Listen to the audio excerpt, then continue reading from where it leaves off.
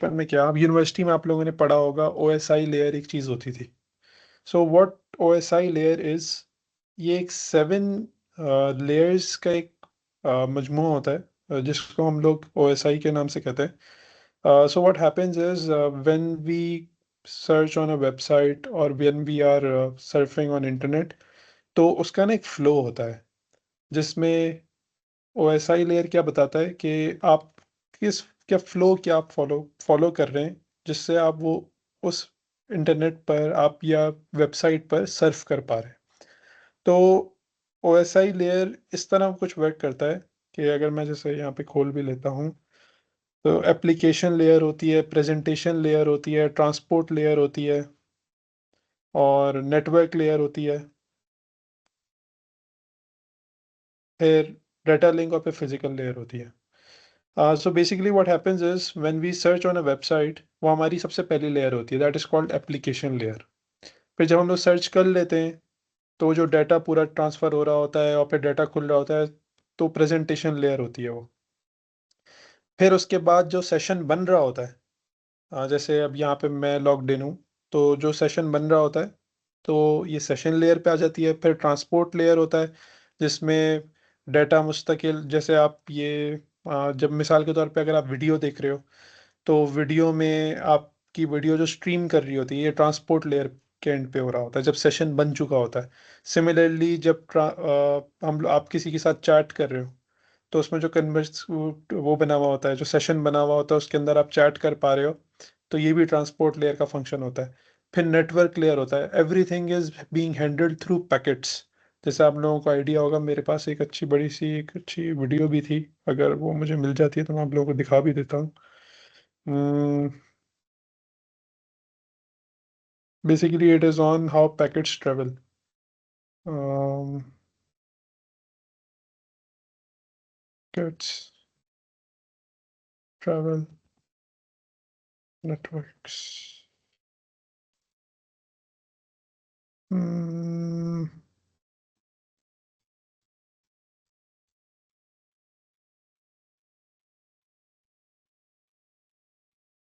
I think this is the one. What happened? No, this is not the one. Mm,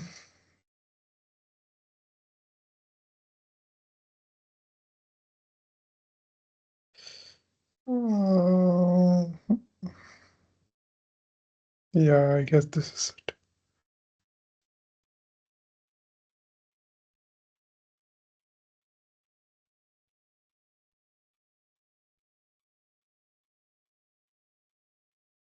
Yeah, this is the video. I'll share this link as well on our WhatsApp group. So do check out this YouTube video. This is very self-explanatory और आप लोगों को ना इससे काफ़ी समझ में आ जाएगा कि नेटवर्क जिनको पता नहीं है, जिनको पता है उनको तो कोई मसला नहीं है, जिनको नहीं पता उनके लिए काफ़ी हेल्प हो जाएगी, काफ़ी सपोर्ट हो जाएगी। तो मैं इसको शेयर भी कर देता हूँ।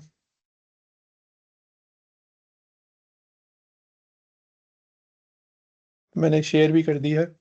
इसको ज़रूर देख लेना जिसको नेटवर्क का थोड़ा-सा अगर बैकग्राउंड चाहिए। तो basically everything travels through packets and जब भी हम लोग कोई चीज़ नेट पे सर्च करते हैं, कोई डाटा भेज रहे होते हैं, तो वो नेटवर्क की सूरत में जा रहा होता है। नेटवर्क कह रहा हूँ, पैकेट्स की सूरत में जा रहा होता है, which are small boxes. For example, if you want to send a parcel to another city from where you are living और एनी अदर प्लेस, तो आप उसको एक डब्बे में रख के देते हो ना उस पार्सल को, और अगर कोई बहुत बड़ी चीज़ है तो फिर आप उसको मुख्तलिफ बॉक्सेस में रख के दोगे, क्योंकि ऑब्वियसली उसको फिट करना है, एक साथ पूरा नहीं जा सकता। मिसाल के तौर पे अगर एक स्टैचू है या कुछ भी है, तो आप उसके पीसेस रखोगे। आपको 100 आईफोन्स भिजवाने, लेट्स सपोज समवेयर, तो आप सारे के सारे ज़रूरी नहीं है एक ही डब्बे में रखो, आप मुख्तलिफ बॉक्सेस में लेके भेज सकते हो, जिस तरीके से भी। तो इनको पैकेट्स कहते हैं हम लोग, इन टर्मिनोलॉजी ऑफ कंप्यूटर साइंस। होता क्या है, आपने थोड़े-थोड़े करके इनको वो कर दिया, डिवाइड कर दिया, और थोड़े आपने एक बॉक्स में रख दिए, थोड़े आपने दूसरे बॉक्स में रख दिए, और आपने उनको ये इसको हम लोग पैकेट कह देंगे, और फिर जो ये ट्रेवल करेंगे जिसके भी थ्रू आप, लेट सपोज एयरप्लेन के थ्रू या ट्रेन के थ्रू या शिप के थ्रू, तो वो उसका हो जाएगा मीडियम ऑफ ट्रांसपोर्टेशन। और फिर जब ये वहाँ पे जाके दूसरी जगह पे लैंड करेगा और फिर ये फाइनली यूज़र के हाथ तक पहुँचेगा आईफोन, जहाँ से वो प्रोड्यूस हुआ था, let suppose it is produced in USA, तो यूएसए से लेकर पाकिस्तान में किसी जिस बंदे ने भी खरीदा उसके हाथ तक जब वो आईफोन पहुंचेगा, तो this is the complete communication that is taking place on a network. ये आईफोन का हम लोग इसको कह सकते हैं, ये आईफोन का नेटवर्क था, जिसमें एप्पल का नेटवर्क था, जिसमें उन्होंने आईफोन को डिलीवर किया from its manufacturing to the customer that is receiving. तो यही काम जब हम लोग इंटरनेट पे कर रहे होते हैं ना, इंटरनेट के इसमें कर रहे होते हैं, तो द वेबसाइट्स, द डोमेन्स, जैसा मैं यहाँ पे लिखा हुआ है मैंने google.com, gmail.com, तो ये है डोमेन नेम। ये एक्चुअल में उसकी एंटिटी, इंटरनेट को ये बात नहीं पता कि व्हाट इज gmail.com। ये हम लोग ये हम लोगों को पता है जीमेल क्या है। इंटरनेट को क्या पता है? इंटरनेट को ये पता है। यहाँ पे अगर आप CMD खोलें ना, कमांड लाइन खोलें, तो यहाँ पे जब मैं लिखूँ पिंग gmail.com, तो इंटरनेट को ये चीज़ पता है। This is the IPv6 address. ये ये यूनिक एड्रेस होता है जो हर वेबसाइट का डिफरेंट होता है और यूनिक होता है, जिससे इंटरनेट को ये बात पता चलती है कि what are you trying to request. आपने कहा कि भाई मुझे इस एड्रेस पे विजिट करना है। जब इस एड्रेस पे आप विजिट करोगे, जब आप gmail.com लिखोगे, तो ये डोमेन नेम रिजॉल्व होगा। ये वाले एड्रेस, उसको हम लोग इंटरनेट को बताएंगे कि भाई हमें इस एड्रेस पे जाना है, और ये वाला जो एड्रेस है, इंटरनेट फिर इसको ढूंढ के लाके देगा। फिर इंटरनेट ढूंढेगा कि अच्छा ये वाला जो एड्रेस है ये एग्जिस्ट कहाँ पे कर रहा है। फिर जाके ये देखेगा कि यूएस में कहीं पे एग्जिस्ट कर रहा है। फिर वो वहाँ से जाके उससे कांटेक्ट करेगा, अच्छा भाई पाकिस्तान से एक यूज़र है, नजम उसका नाम है, वो रिक्वेस्ट कर रहा है तुम्हारी वेबसाइट। तो यूएस यूएस के सर्वर से वो एड्रेस उठेगा और वो मेरे पास व्यू हो जाएगा। इस तरीके से ये gmail.com मेरे सामने खुल जाएगा। तो बाय द वे, जो मैंने अभी किया पिंग करना, इसको ये जो पिंग कमांड लिखी है, this command is use to check whether a network, whether a IP address is live और नॉट। वो हमें जवाब दे रही है या नहीं दे रही, वो लाइव है या नहीं है। अगर लाइव नहीं है तो ऑब्वियसली जवाब भी नहीं देगी, लाइव है तो वो रिस्पॉन्ड करेगी। तो लाइव है, रिस्पॉन्ड कर रही है, तो देयरफॉर हम लोग ये चेक कर सकते हैं, ये कंक्लूड कर सकते हैं कि ये वेबसाइट जो है ये प्रॉपर चल रही है। अच्छा, किसी ने हैंड रेज किया हुआ है। Ahmad, you have raised your hand.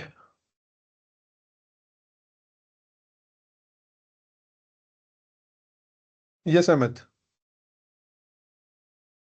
Sir basically आप बता रहे हैं ये ऐसे करते हैं, डीएनएस डोमेन नेमिंग सर्वर कहलाता है, ये नेम रेजोल्यूशन हम्म। करता है। सही है, हम्म। इंटरनेट के ऊपर बिल्कुल ये ऐसी इसकी हम्म। सिंपल सी मिसाल ये है लोगों को समझाने के लिए। जैसे आप मोबाइल पे आपका नाम लिखते हैं या नंबर लिखते हैं किसी भी इंसान का, तो उसे आप हम्म। नाम से सर्च करते हैं तो उसका नंबर डायल हो जाता है। इसी तरीके से बिल्कुल ऐसे इंटरनेट की दुनिया में डीएनएस सर्वर्स होते हैं। ये 13 सर्वर्स बिल्कुल। है, ऑल ओवर द वर्ल्ड लगे हुए हैं। ठीक है, जिसके अंदर इन्हें डॉट सर्वर भी कहा जाता है, जिसके ऊपर आप रेजोल्यूशन होती नेम रेजोल्यूशन होती है। और आप जैसे ही कोई भी वेबसाइट का डालते हैं, वो रिजॉल्व करता है इसे और उसके एवज में आईपी पे जाके हिट करता है। क्योंकि इंटरनेट की दुनिया जो होती है 1-0 में काम करती है नेटवर्क की। बिल्कुल और ऐसे ही। बेसिकली आप अगर इसको देखना चाहें तो आप नॉर्मली जाके अपने पास देख भी सकते हैं विंडोज के अंदर। आपके पास आई नेट पॉप के अंदर WWW रूट के अंदर फाइलें पड़ी हुई होती है होस्ट के नाम से। उसे जब आप खोलेंगे तो बहुत सारे आप सर्वर्स अपने ऑफिस में देखेंगे कि मशीनों के सर्वर्स के अंदर हम्म। आईपी रिजॉल्व डली हुई होती है फॉर हम्म। कि आपका फॉरवर्ड ट्रैफिक का फॉरवर्ड करने के लिए, और बहुत हम्म। से डायरेक्ट रिजॉल्व करने के लिए, ताकि हम्म। कोई बाहर का बंदा कंपनी की चीज़ों को इस्तेमाल ना करे और लोकली यूज़र किसी भी शेयर सर्वर को या शेयर फाइल को रिजॉल्व कर सके और वहां तक पहुंच सके। ऐसे लिंक भी होते हैं डले हुए। तो इसी बिल्कुल तरीके बिल्कुल से सही कहा। हम्म। इन चीज़ों को नेटवर्क में करते हैं। और ये जो हम्म। OSI लेयर है, इसके अंदर जो है आपके पैकेट ट्रैवल करते हैं डिफरेंट डिफरेंट उसके ऊपर फॉर्म्स के ऊपर। सही है। एप्लीकेशन, प्रेजेंटेशन, सेशन, ट्रांसपोर्ट, ये शुरू की जितनी भी लेयर होती हैं जिसमें एप्लीकेशन में आपका एप्लीकेशन सेलेक्ट होती है, किस मीडियम पे आप काम कर रहे हैं, फिर उसके बाद उसकी प्रोटोकॉलिंग होती है, फिर सेशन में उसकी बिल्कुल। बताता है कि कितने सेशन में ये डाटा जाएगा। ट्रांसपोर्ट पे ये पता चलता है कि अगर आपका 1 GB का कार्ड है और सामने वाले का अगर 1 MB का कार्ड है, तो डिपेंड हम्म करता है कि वो इसको सेगमेंटेशन के साथ मिला के ट्रांसपोर्ट, इसे छोटे टुकड़ों में ट्रांसपोर्ट इसे कंफर्म करता है, सेगमेंटेशन इसको सेगमेंट कर करके भेजता है वापस से। फिर उसके हम्म बाद नेटवर्क लेयर आ जाती है जिसपे आपका राउटर लगा हुआ होता है। सही है। फिर हम्म उसके बाद स्विच आ जाता है जिसपे आपके मैक एड्रेसेस होते हैं। नेटवर्क पे हम्म आईपी एड्रेस होते हैं, स्विच पे मैक एड्रेसिंग होती है, मैक बाइंडिंग होती है। इसके नीचे जो आपके फिजिकल लेयर होते हैं, जो आपके लैन कार्ड और केबल, नेट और बाकी जो भी आपकी मीडियम होता है जो आपके फिजिकली लगा हुआ होता है, जैसे वायरलेस हम्म कार्ड है आपके लैपटॉप्स वगैरह में। हम्म बिल्कुल इस ऐसा तरह ही है इसकी अहमद, आप बिल्कुल 100%, बिल्कुल 100% आप सही कह रहे हो। और आपने तो खैर बहुत डेप्थ में ही बता दिया, तो आई होप सबको समझ में भी आ गया होगा। और ये काफ़ी अच्छी है, अहमद ने अंडरस्टैंडिंग दी है। तो अहमद आप अपना हैंड डाउन कर लो। Thank you. श्योर। तो अच्छा, हमें नेटवर्क इतना ज़्यादा उसमें डिटेल में पढ़ने की वो नहीं होगी, क्योंकि ऑब्वियसली हम लोग पेनिट्रेशन टेस्टिंग कर रहे होंगे, तो हमें इतना ज़्यादा इसकी ज़रूरत नहीं पड़ेगी। आ, हमें ये लेकिन चीज़ें पता होनी चाहिए। ये हमें क्यों पता होनी चाहिए? क्योंकि हम लोग जब रिकॉन परफॉर्म करेंगे ना, so to perform recon, we need to understand the IP addresses that are working on a particular domain. We need to understand the ports that are open on that particular domain. We need to understand the protocols that are working on that particular domain. जैसे अभी अहमद ने कहा ना कि protocols चल रहे होते हैं, सब कुछ हो रहा होता है। अभी हम लोग पढ़ेंगे ये प्रोटोकॉल्स क्या होते हैं, किनकी बात कर रहे हैं, पोर्ट पे क्या सर्विसेज चल रही होती हैं, उनके फिर एक्सप्लॉयटेशन होती है उनकी। जिस जो जो सर्विस चल रही होगी, जिस पोर्ट पे चल रही होगी, उसकी एक्सप्लॉयटेशन उसी हिसाब से होती है। तो लेट्स ओपन द फर्स्ट। अच्छा, पैसिव रिकॉन किसको कहते हैं? पैसिव रिकॉन हम लोग कहते हैं जब हम लोग किसी चीज के बारे में डेटा कलेक्ट कर रहे होते हैं, उस चीज को डायरेक्टली इन्वॉल्व किए बगैर। मिसाल के तौर पे अगर मुझे आपके बारे में पैसिव रिकॉन, मुझे अहमद के बारे में पैसिव रिकॉन करना है, तो मैं अहमद के बारे में पैसिव रिकॉन ऐसे करूंगा कि मैं अहमद के पास नहीं जाऊंगा। मैं अहमद के अलावा लोगों से मैं पूछूंगा अहमद के बारे में।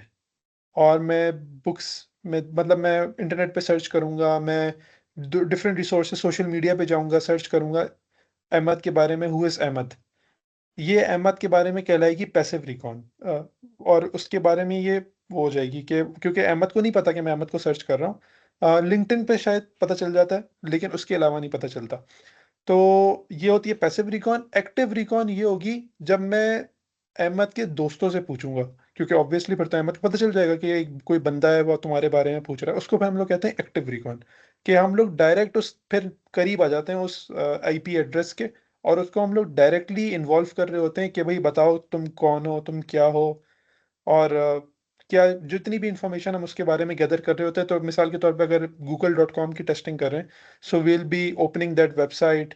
जैसे अभी मैंने आप लोगों को जो वेबसाइट दी थी टेस्ट करने के लिए, ईऑन हेल्थ वाली, तो वो वेबसाइट आप अपनी खोल पा रहे हो, वो आप अपने पास उसके पास साइन अप कर पा रहे हो, तो ये एक्टिव रिकॉन कहलाती है। पैसिव रिकॉन ये है कि आप उसके बारे में गूगल पे सर्च करो, ये वेबसाइट क्या है, क्यों है, लिंक्डइन पे सर्च करो किसकी है। सही है। तो सबसे पहले हम लोग पैसिव रिकॉन का करेंगे। तो पैसिव रिकॉन में जो चीज़ें हम लोग पढ़ रहे होते हैं कि हम लोग ऑब्वियसली पीछे पीछे से उसके बारे में डाटा सेलेक्ट करना है, डाटा कलेक्ट करना है। तो उसके लिए कुछ बेसिक चीज़ें होती हैं। कोई इतनी इसमें कोई साइंस नहीं है, बहुत सिंपल है। So the first command is who is. तो ये विंडोज़ पे मुझे याद नहीं है चलती है ये हु इज google.com। नहीं, ये लिनक्स की कमांड है, मैं अपने पास काली खोल देता हूँ। Who am Sure। आई? नहीं नहीं, हुआ एम आई नहीं। हुआ से आप ना किसी भी डोमेन के बारे में इंफॉर्मेशन निकाल सकते हो। अम, मैं आपको चला के दिखाता हूँ, वेट। यार वैसे यहाँ पे भी ना इसने लैब दी हुई होती है। एक मिनट, अगर मैं ज्वाइन रूम करूँ ना। Sir NS lookup. बिल्कुल बिल्कुल बिल्कुल, सब करेंगे अहमद, आप परेशान ना हो। आगे एनएस लुकअप भी है, फिर डीएनएस डम्पस्टर भी, बहुत कुछ है। सब करेंगे। मैं ये देखना चाह रहा हूँ यहाँ पर इन्होंने ना लैब दी हुई होती है, अगर हम लोग डायरेक्ट स्टार्ट करना चाहें। हम्म, हम्म, हम्म, हम्म, हम्म,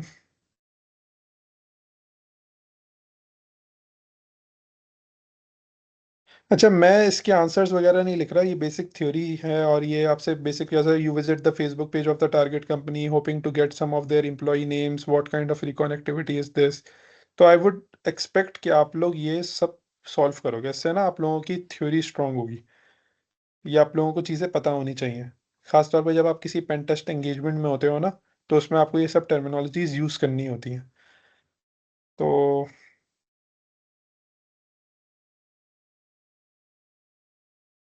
हम्म,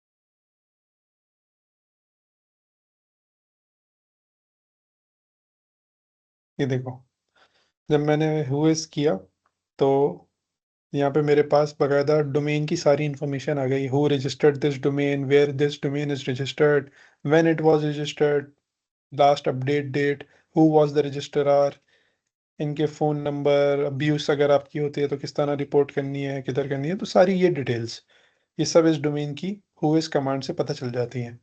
ये डोमेन, इसके सर्टिफिकेट के बारे में आपको पता चल जाएगा। जैसे आप लोगों को आइडिया होगा, जब आप किसी भी डोमेन पे जाते हैं तो वहाँ से हम लोग उसके सर्टिफिकेट के बारे में भी सारा डेटा देख सकते हैं।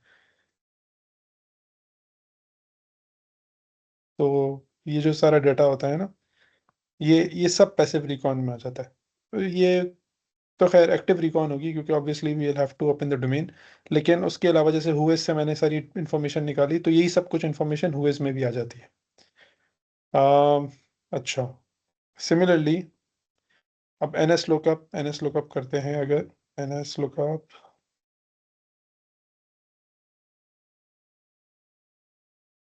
तो इसमें देखो इसकी आईपी एड्रेस आ गई। और अ, अच्छा, वैसे ये है पब्लिक, इनकी पब्लिक आईपी एड्रेस है ये पब्लिक प्राइवेट ये हम लोग बाद में डिस्कस करेंगे, अभी बस just for information, this is the IP address that the internet is using to browse this particular website। और NS lookup से हम लोग उसके IP एड्रेस देख सकते हैं। इसी तरीके से आगे चलो। अ, अच्छा, ये थोड़ी सी थ्योरी लिखी हुई है कि IP एड्रेस, IPv6, ये सब किस उसके मतलब इनके क्या लॉजिक होती है, ये क्यों है, कैसे हैं। जैसे अभी अहमद जो DNS नेम सर्वर की बात कर रहा था, ये भी कई किस्मों के सर्वर्स होते हैं, नेम सर्वर्स होते हैं। फिर इसमें भी रूट सर्वर अलग होता है, इसकी पूरी अंडरस्टैंडिंग होती है। तो ये लोग आप what to do after finding no. अच्छा, तो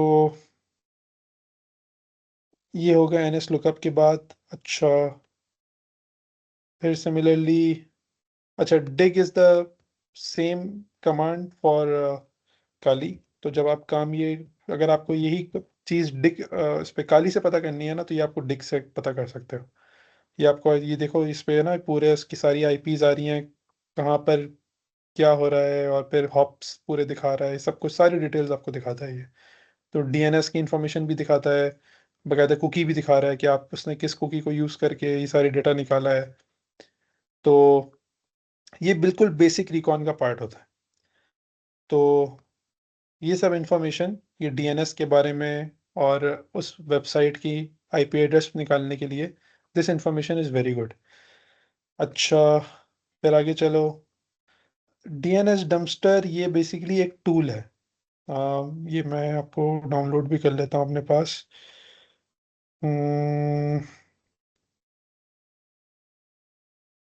डीएनएस डंपस्टर।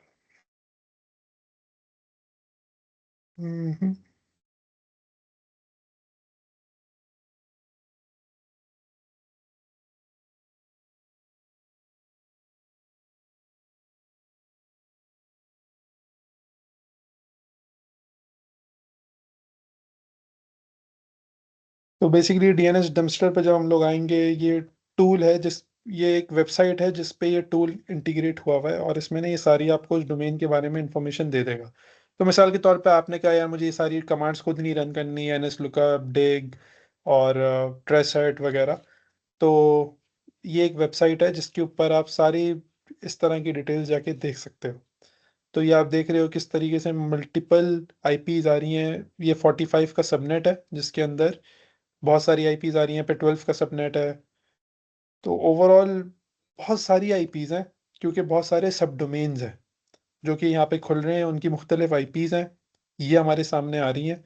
और इन आईपीज पर ये डोमेन रजिस्टर्ड है जिसको अगर आपको टेस्ट करना है, तो मिसाल के तौर पे अगर मैं यहाँ इस वाले डोमेन पे जाऊँगा तो मुझे ये वाली आईपी चाहिए होगी। अगर मैं इस डोमेन पे जाऊँगा तो ये वाली आईपी चाहिए होगी। हर डोमेन की आईपी डिफरेंट होती है। तो ये सब चीज़ें कलेक्टिवली एक dnsdumpster.com पे जाके आप देख सकते हो।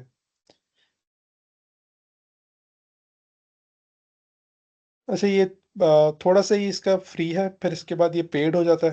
तो आप लोगों को ज़रा थोड़ा-सा देख के यूज़ करना होगा, ताकि ऑब्वियसली इनके प्रीमियम फीचर्स जो हैं वो एक्सेस नहीं कर पाओगे आप, लेकिन कोई इतना मसले की बात नहीं है। जो इनके फ्री फीचर्स हैं ना, वो भी उनसे भी काम हो जाएगा। अच्छा, this is a very good resource. वैसे just for information, does anyone know about Shodan? किसी ने यूज़ किया है shodan.io कभी अपने करियर में? हुँ, नहीं, गुल ने यूज़ किया है।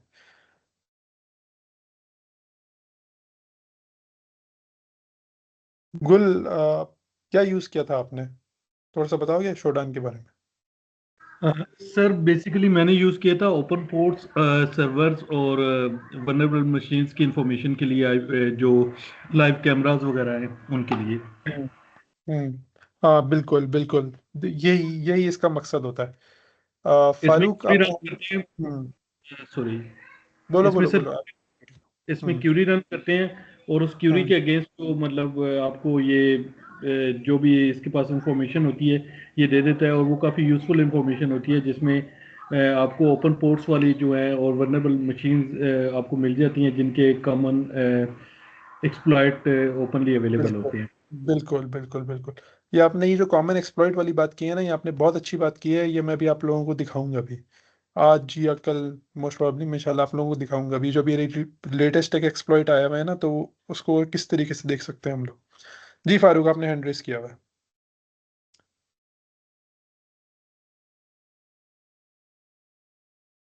जी सर, वही सर आपने पूछा तो मैंने बताया शूडन यूज़ किया था 2-4 दफ़ा सर। हुँ, रिकॉर्सेंस के लिए यूज़ किया था सर, आईओटीज़ वगैरह के ढूँढने के लिए बिल्कुल, sir, internet of very good. Things उनके बिल्कुल लिए। ऐसा ही है, ऐसा ही है, ऐसा ही है। तो किसी भी डोमेन पे अगर आप उसकी पेन टेस्टिंग कर रहे हो, तो आपको शोडान यूज़ करके उसकी रिकॉन करना बहुत आसान हो जाता है। मुबश्शिर आपने हैंड रेज़ किया हुआ है। मैं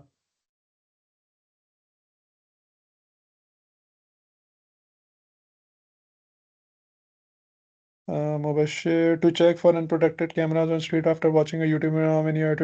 बिल्कुल, बिल्कुल ऐसा ही है मुबश्शिर, दैट इज़ करेक्ट।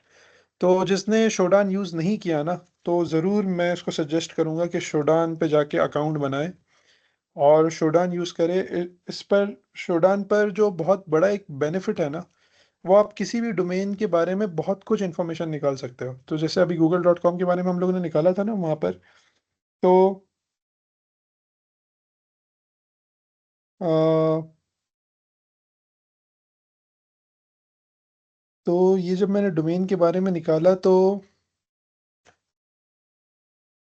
आप ये देख रहे हो कि ये आईपीज किस तरीके से आ रही हैं, और ये अगर हम लोग नीचे जाएं थोड़ा सा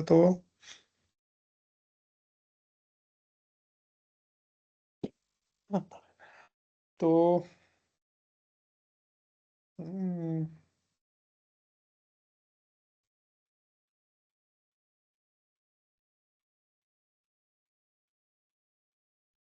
अच्छा इस पे इस तरह आ नहीं रहा, तो खैर चलो, अब अगर हम पहले ही डोमेन पे आ जाए जो उन्होंने पहला लिंक खोला हुआ है, तो ये बकायदा इसने ये पोर्ट्स भी बता देता है कि इस पे कौन कौन सी वेबसाइट पे पोर्ट्स ओपन है।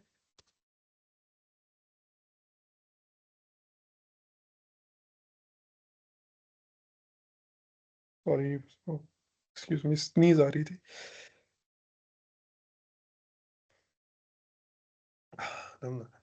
अच्छा, तो ना ये बकायदा ये भी दिखा देता है कि इस पर डोमेन पर कौन कौन से पोर्ट्स ओपन है, ये डोमेन कहाँ रजिस्टर्ड है, सारी इंफॉर्मेशन इस डोमेन के बारे में आप यहाँ पर देख सकते हो। ये शोडान इतनी फिट रिसोर्स है। अच्छा, फिर इस पे आप ये कंट्री ऑफ रजिस्ट्रेशन भी दिखा देता है। ये फर्स्ट पेज का रिस्पांस, रिक्वेस्ट और रिस्पांस भी दिखा देता है। उसको स्कैन करके भी उसके रिजल्ट्स दिखा देता है। जैसे पोर्ट 22 पे इसने ये दिखाया हुआ है कि पोर्ट 22 से उसने ये तक दिखा दिया कि इस पे पीछे सर्वर कौन सा चल रहा है। देखो यूबंटू सर्वर चल रहा है। तो ये बड़ी इंपॉर्टेंट रिकॉन होती है।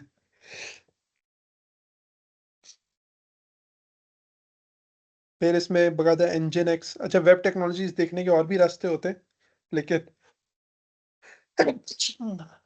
अगर कलेक्टिवली हमारे पास किसी एक रिसोर्स से हमें मिल रहा है तो व्हाई नॉट।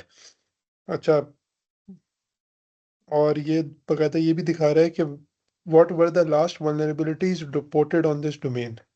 मतलब आप यू कैन अंडरस्टैंड कि किस लेवल तक का रिकॉन है ये। तो मैं इस पे थोड़ी सी आपको जो चीज़ देखनी होगी ना, वो ये होती है कि ये अक्सर ना बहुत सारी इररिलेवेंट चीज़ें भी दिखा रहा होता है, तो उसमें आपको ज़रा थोड़ा सा उसको काम की इंफॉर्मेशन तक आपको इसको कर्टेल करना, ये कमाल है। सॉरी तो बहुत सारी इंफॉर्मेशन आपको मिलेगी। Google is a very big company, तो इसकी आपको देख अंदाज़ा हो रहा होगा 473,000 रिजल्ट हैं इसके, तो मतलब कोई मजाक नहीं है। कितने पोर्ट्स हैं, ये सिर्फ यूनाइटेड स्टेट्स में ही 5,30,000 रिजल्ट तो सिर्फ यूनाइटेड स्टेट्स में।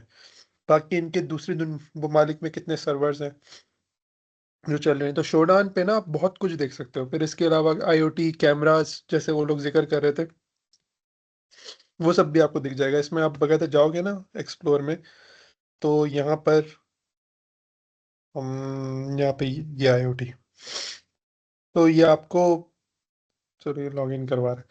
तो इसमें ना ये आपको वो भी दिखाता है कि कौन से कैमराज हैं जिनका डाटा यहाँ पे इस पे शोडान पे रिकॉर्ड हो रहा है। उन्होंने अगर कोई इंक्रिप्शन नहीं लगाई हुई, कोई पासवर्ड नहीं लगाया हुआ, तो उसका डाटा भी व्यू हो जाता है, and so on and so forth. तो Shodan is a very great resource. और आप लोग उस पर ज़रा थोड़ा सा, कोई कॉम्प्लिकेटेड नहीं है, बहुत स्ट्रेट फॉरवर्ड है, बस थोड़ा सा टाइम देने की बात है। अच्छा, और नीचे चलते हैं। अच्छा, पैसिव रिकॉन में इस खैर इसने इतना ही दिखाया, लेकिन पैसिव रिकॉन में ना एक चीज़ होती है, OSINT. OSINT is a very mandatory part of passive reconnaissance. वो इस लैब का पार्ट नहीं है, मैं आपको अलग से बता रहा हूँ। तो ओसेंट में होता क्या है कि जब आप, इसकी डेफिनेशन भी खोल लेते हैं, इसको कहते हैं ओपन सोर्स इंटेलिजेंस। ओसेंट को ना यहाँ पे इसकी डेफिनेशन भी लिखी होगी, अच्छा नहीं लिखी। खैर, तो ओसेंट ओपन सोर्स इंटेलिजेंस को कहते हैं। ये हर उस इंफॉर्मेशन को कहते हैं जिससे आप उसका user name, email address, domain name, IP address, social networks, देखो कितनी सारी डिटेल्स है, telephone number, public records, business records, जियो लोकेशन, ये सब अगर आप किसी चीज़ के बारे में डाटा निकाल पा रहे हैं ना, ये ओसेंट कहलाता है। जैसे हम लोग हमारी टर्मिनोलॉजी में अक्सर कहते हैं कि आप किसी को वो कर रहे हो, स्टॉक कर रहे हो, तो जो स्टॉक कर रहे होते हैं बेसिकली हम लोग उसके ओसिंट परफॉर्म कर रहे होते हैं। तो जब उसका ओसिंट हम लोग कर रहे होते हैं ना, तो उसमें जो हमें डाटा निकल रहा होता है, जो डाटा मिल रहा होता है, वो यूज़ करके हम लोग अ, उसके बारे में, उसकी चीज़ के बारे में और एक व्यू बना सकते हैं कि वो चीज़ है क्या। तो ऑब्वियसली और ओसेंट का जो सबसे ईज़ी रास्ता है, किसी भी अ, इंसान के अगर आपको ओसेंट करना है, तो उसका सोशल मीडिया है। जैसे यहाँ पे अगर आप बकायदा लिखोगे ना, this is a very good website OSINT framework के नाम से, ये आपको बकायदा एक-एक स्टेप दिखाता है। तो जैसे मिसाल के तौर पर अगर मुझे आपका यूज़र नेम निकालना है, तो ये आपको ये एक-एक चीज़ बता रहा है। देखो, ये सारे एक-एक टूल का नाम बता रहा है कि वो टूल से आप निकाल सकते हो एक-एक चीज़, स्पेसिफिक साइट्स। आप गिटहब से सोर्स कोड्स निकाल सकते हो। आप यकीन नहीं करोगे, गिटहब से मैंने चैट जीपीटी की एपीआई कीज़ लोगों की निकाली हैं। लोगों ने अपने सोर्स कोड में चैट जीपीटी की एपीआई कीज़ डाल के छोड़ दी हैं, जो कि पेड है, और वो लगाओ तो चल रही होती हैं। तो ये सब चीज़ें ओसेंट से निकलती हैं। सिमिलरली ईमेल एड्रेस निकालने के रास्ते, ईमेल किस तरह आप निकाल सकते हो, तो ये सारे टूल्स हैं जिनको आप यूज़ कर सकते हो। तो ये आप ज़रूर व्यू करना ओसेंट की ये वेबसाइट, और अपने दोस्तों पर ट्राई करो भले, तो अच्छा है। एक अच्छी एक्टिविटी भी हो जाएगी और इससे आप लोगों को यूज़ भी करना आ जाएगा। अच्छा, आगे बढ़ते हैं। अम, ये हो गया पैसिव रिकॉन। तो जब भी हम लोग किसी टारगेट का पेन टेस्टिंग स्टार्ट करते हैं ना, तो सबसे पहले उसकी पैसिव रिकॉन करते हैं। ये हो गई पैसिव रिकॉन। नेक्स्ट स्टेप होता है, हम उसकी करते हैं एक्टिव रिकॉन। अब ये यहाँ से ना ज़रा थोड़ा-सा इम्पोर्टेंट पार्ट शुरू हो जाता है, क्योंकि यहाँ से ना अब टारगेट को, क्योंकि हम लोग एक्टिवली पिंग कर रहे होते हैं ना, तो टारगेट के पास हमारी आईपी आ जाती है। तो अगर जैसे फायरवॉल लगी हुई है या कुछ होगा, तो फिर टारगेट जो है ना वो एक्टिव हो जाता है, और उनकी जो सॉक टीम होती है, सिक्योरिटी ऑपरेशन सेंटर, फिर वो आपको ब्लॉक भी करती है कि अगर आप वो कोई इर्रेगुलर ट्रैफिक चेक एक्सपेक्ट करें। मिसाल के तौर पे अगर मैं आपको दिखाऊंगा एक चीज़,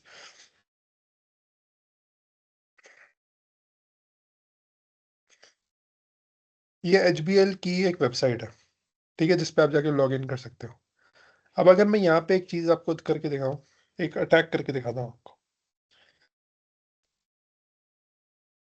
this attack is called path traversal attack, ठीक है। ये क्या हुआ? Access denied, error 15, HBL I bank, what happened? Imperva एक फायरवॉल लगी है एचबीएल आई बैंक पर, उसने मुझे ब्लॉक कर दिया। और उसने, क्योंकि मैंने जो पेलोड डाला था, ये पेलोड अटैक का पेलोड था, फायरवॉल ने मुझे रोक दिया। तो अब इस फायरवॉल को डॉच करने के लिए मुझे क्या करना होगा? मुझे थोड़ी सी टेक्निक्स यूज़ करनी होंगी।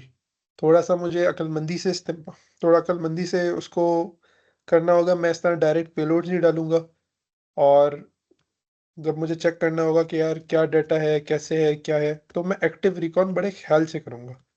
बेवकूफ़ों की तरह अगर मैं पेलोड डालता रहूंगा ना, और ये बार बार एरर 15 आता रहा, तो फिर मेरी आईपी उनकी सॉक टीम के पास चली जाएगी।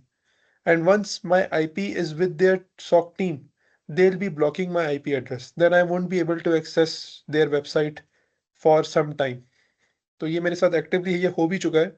मैं दराज की टेस्टिंग कर रहा था, दराज डॉट पी के। सो वॉट हैपेंड वॉज, मैं मुस्तकिल उनकी वेबसाइट पे ना पेलोड्स डाल रहा था। पुरानी बात हो गई, तो मैं बस रैंडम पेलोड्स डाला ही जा रहा था। तो फिर एक पॉइंट आया कि उनकी जो सॉक टीम थी ना, उन्होंने मेरी आईपी ही ब्लॉक कर दी।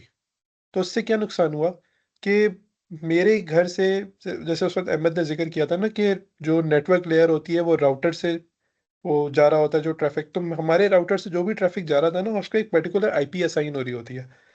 तो हमारे राउटर वाली जितनी आईपीस थी ना, उसने सारी ही ब्लॉक कर दी। तो प्रॉब्लम क्या हुई, जो मेरे घर की जितनी भी डिवाइसेस थी ना, वो कोई भी फिर दराज एक्सेस नहीं कर पा रही थी। तो ये ज़रा थोड़ा सा ना ध्यान से ये एक्टिविटी करनी होती है। तो इसमें जैसे वेब ब्राउज़र, अब मैं ये आपको चीज़ करके भी दिखा देता हूँ। जब भी आप कोई वेबसाइट खोलते हो ना, जैसे ये एचबीएल आई बैंक खुली हुई है, तो यहाँ पे एक इंस्पेक्ट का एक वो होता है टैब होता है, और यहाँ पे आप आओगे local storage, token session storage,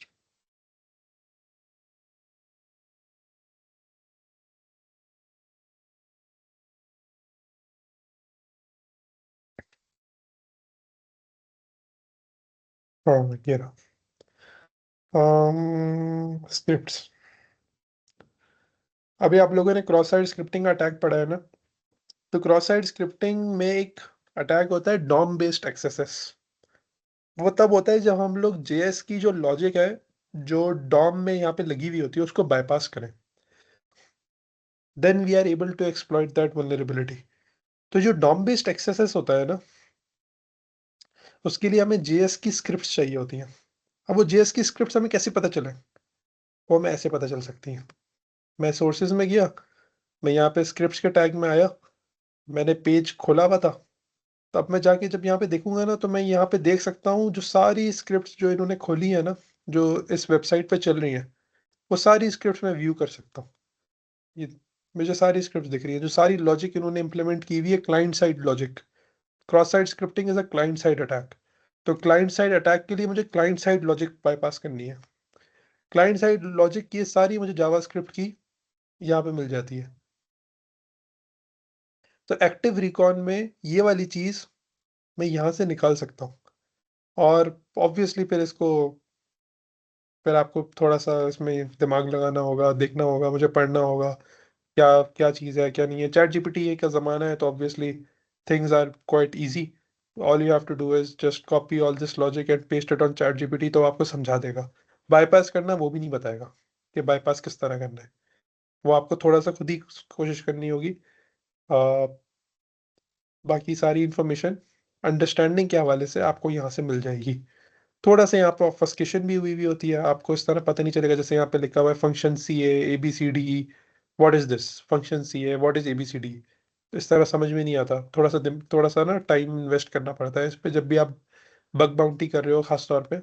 तो अगर किसी की एप्लीकेशन की जेएस स्क्रिप्ट में आप घुसो ना, तो it takes time, quite a lot of time. तो कहीं जाके आपको समझ में आना शुरू होता है कि बात क्या हो रही है। अच्छा, सिमिलरली अगर आगे बढ़े, तो शोडान ने भी खैर वो दिखा दी थी, आ, जो वेब टेक्नोलॉजीज उस पर चल रही हैं। बाकी एक और वो होता है, हमारे पास एक टूल होता है वेबपेलाइजर के नाम से।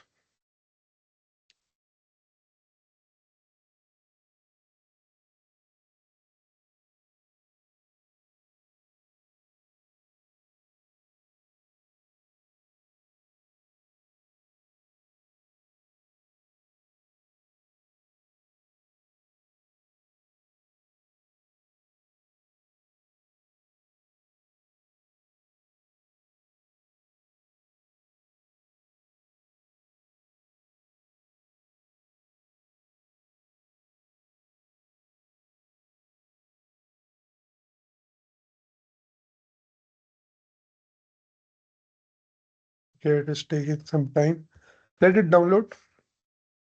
तो जब ये खुल जाता है ना, तो फिर ये अच्छा हो गया।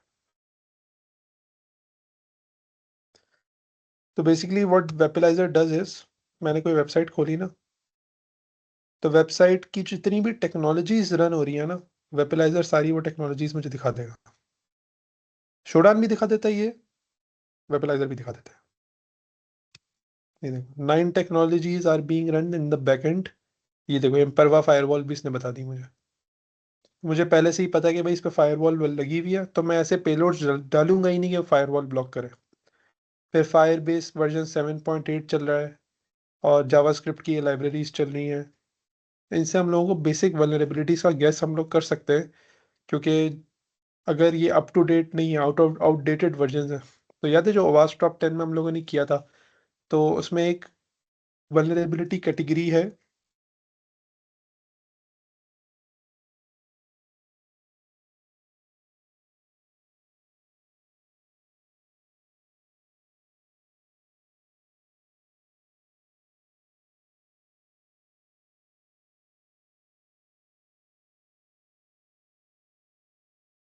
Insecure design, cryptographic failure, software और डाटा इंटेग्रिटी फेलियर्स, ये वाली जो कैटेगरी है ना, इसके अंदर हम लोग सारे outdated version of some software वो रिपोर्ट कर रहे होते हैं। या तो इसमें कर रहे होते हैं या सिक्योरिटी मिसकॉन्फ़िगरेशन में कर रहे होते हैं, लेट्स सी, तो याद नहीं है। हम्म,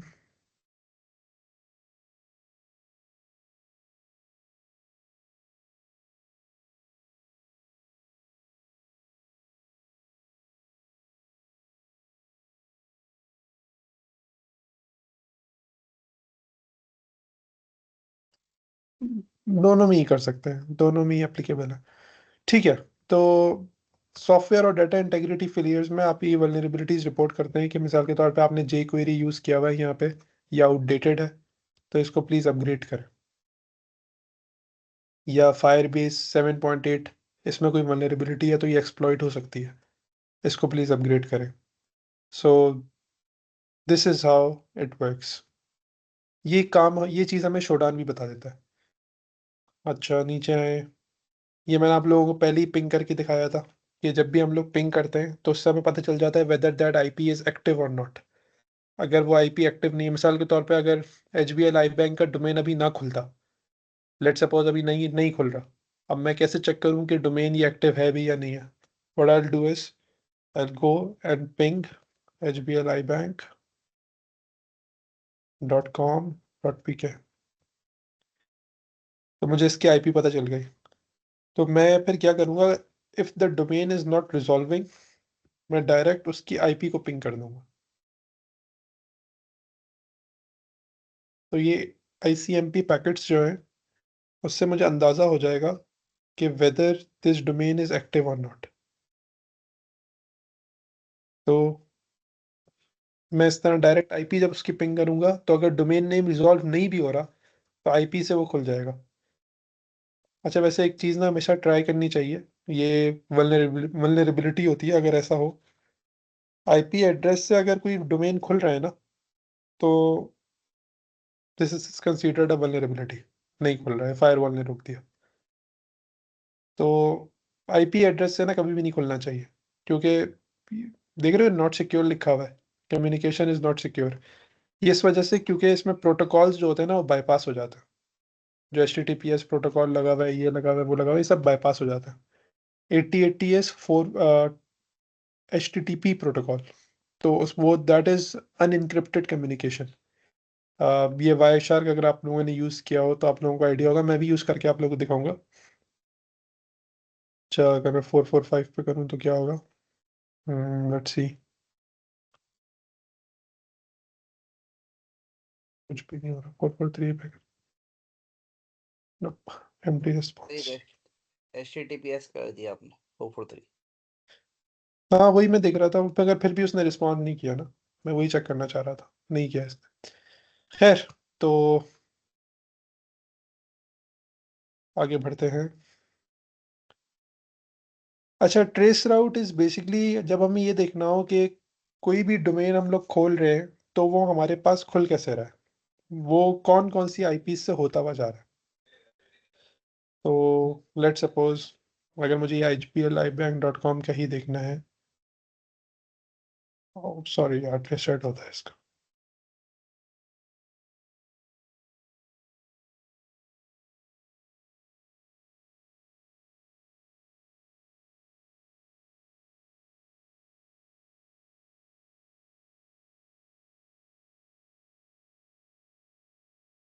तो बकायदा ये बताएगा कि पहला हॉप इसने कौन सी आईपी पे किया, फिर ये मेरी आईपी आ गई, फिर उसके बाद ये बताएगा फिर ये अगली आईपी किस पे गया, फिर उसके बाद अगली आईपी किस पे गया, फिर जाके फाइनली ये इस आईपी एड्रेस तक पहुंचा।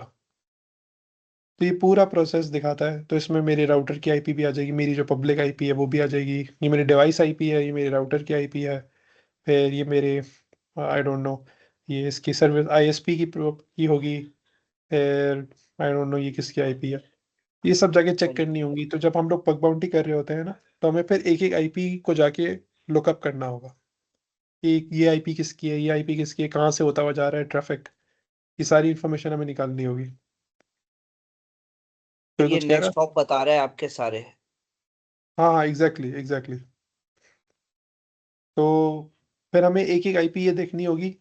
अच्छा, इसमें बस एक चीज़ ये ख्याल करनी होती है कि जो बग बाउंटी होता है ना, तो उसमें ऐसा नहीं होगा कि अगर मैं इस डोमेन की कर रहा हूँ, एचबीएल आई बैंक की टेस्टिंग कर रहा हूँ और मैंने वल्नरेबिलिटी निकाल दी इस डोमेन पर 62 115 124 56 और मैं एक्सपेक्ट करूँ कि एचबीएल आई बैंक मुझे रिवॉर्ड करेगा, ऐसा कुछ भी नहीं हो रहा।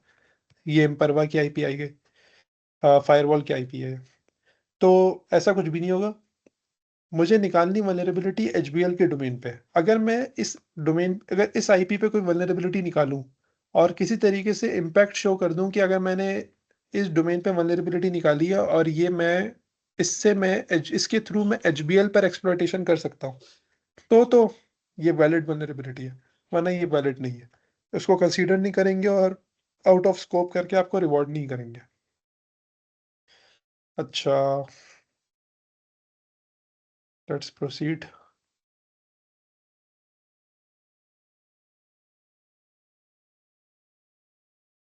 अच्छा, टेलनेट, या बेसिकली उससे भी आप यही सब काम करते हैं।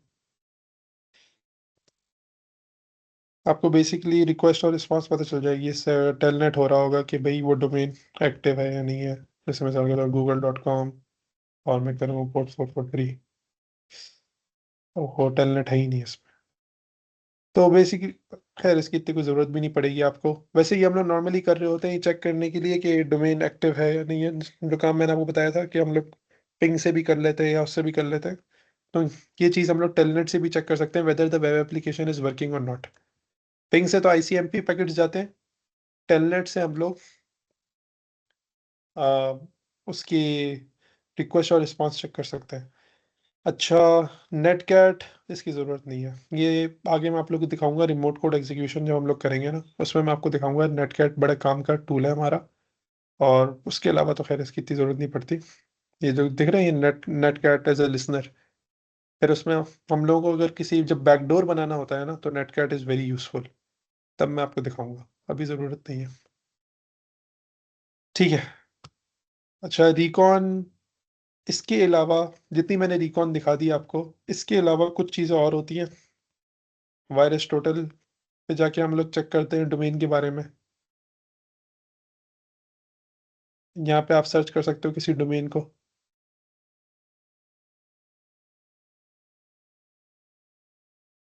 तो उस डोमेन के बारे में ये आपको बता देगा कि भाई इस पर कोई वल्नरेबिलिटीज रिपोर्ट हुई हैं, क्या हिसाब है क्या नहीं है। Sir I would like to tell you about a vulnerability. जी मुबशिर, ज़रूर बताएं, मैसेज पे लिख दें, मैं आपको वो करता हूँ, मैसेज आपको पढ़ता हूँ। तो वायरस टोटल से भी हम लोग काफ़ी डिटेल्स निकाल सकते हैं जब हम लोग किसी डोमेन के बारे में, खास तौर पे जब हमें उस डोमेन के सब डोमेन्स निकालने हैं, ये बड़ा काम आता है वायरस टोटल। सिमिलरली एक वेबसाइट है वे बैक मशीन, ये एक टूल है। तो इस टूल से हम लोग उस वेबसाइट के सारे आर्काइव्ड पाथ्स निकाल सकते हैं। मिसाल जैसे मैं google.com पे गया ना, तो यहाँ से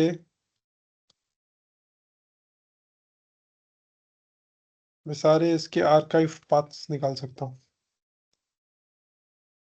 चलो ये लोड हो जाए, इसके बहुत सारे आएंगे। google.com is a very popular tool, very popular web application, तो इसके बहुत सारे आएंगे। Side map, summary, URLs.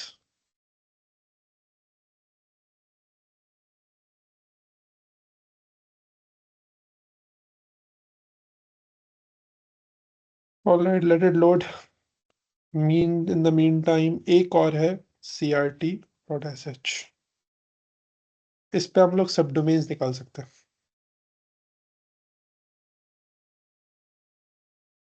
यहाँ पे अगर आप लिखोगे google.com,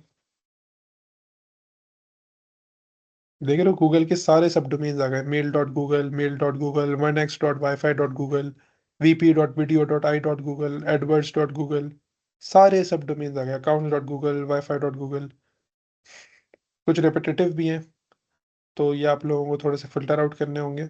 बेसिक स्क्रिप्ट लिख के आप कर सकते हो, services.google, ऐसे सारे सब डोमेन्स निकाल सकते हो। वे बैक पे ये लोड ही हुआ जा रहा है, ठीक ठाक टाइम लगेगा इसको। यस कुल, आपने हैंड रेस किया हुआ?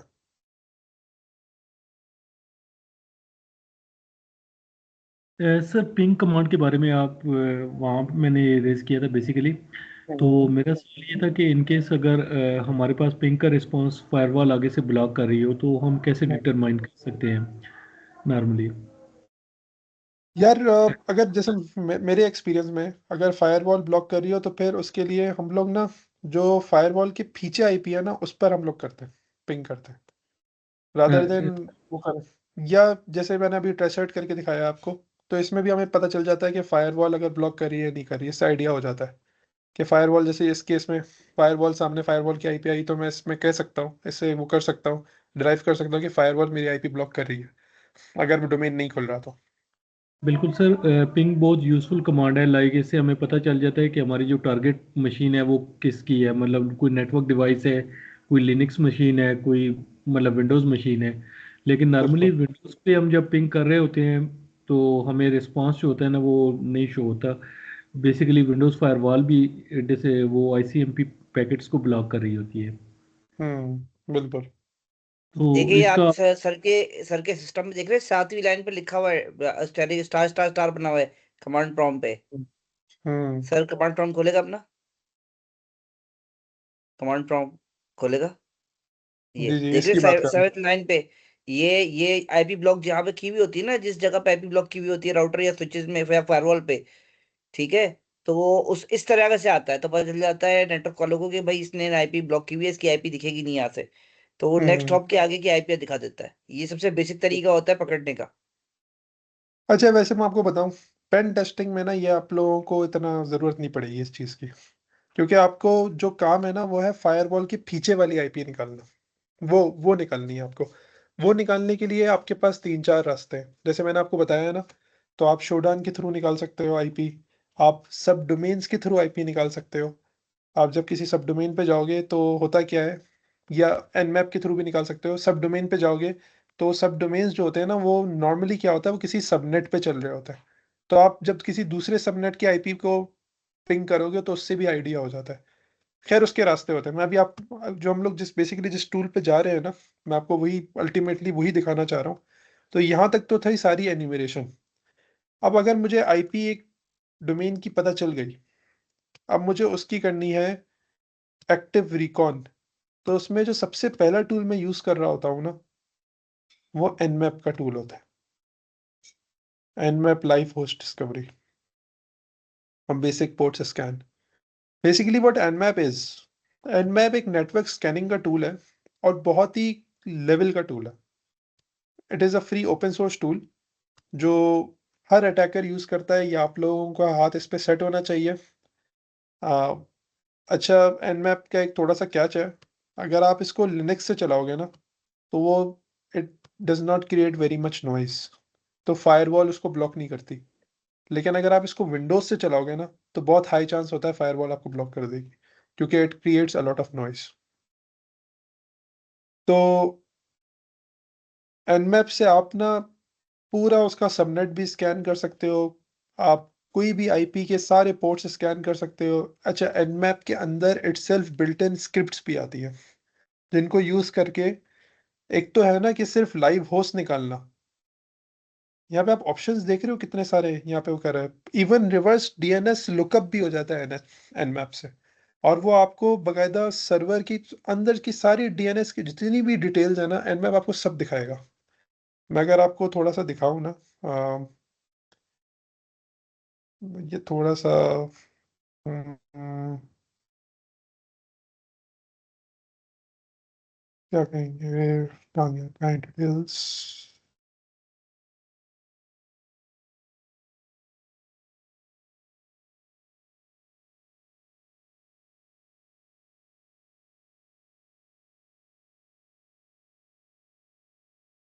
ये मैंने हमारी ऑर्गेनाइजेशन के अंदर एनमैप रन किया था, तो फायरवॉल वगैरह सब लगी हुई है, लिनक्स से मैंने रन किया था। ये मैंने ऑल पोर्ट स्कैन रन किया था। अच्छा, कमांड भी मैं आपको दिखा देता हूँ मैंने क्या लिखी थी। ओह शिट, सॉरी मैंने कमांड सेव नहीं की। कमांड के नीचे से बेसिकली मैं कमांड जो नॉर्मली रन करता हूँ ना, यहाँ पे लिखी हुई भी होगी। nmap il, अच्छा ये तो नॉर्मल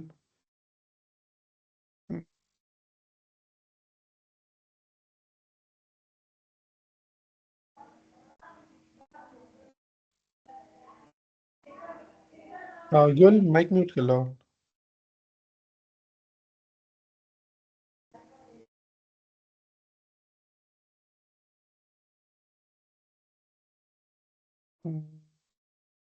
आई गेस वो आगे है।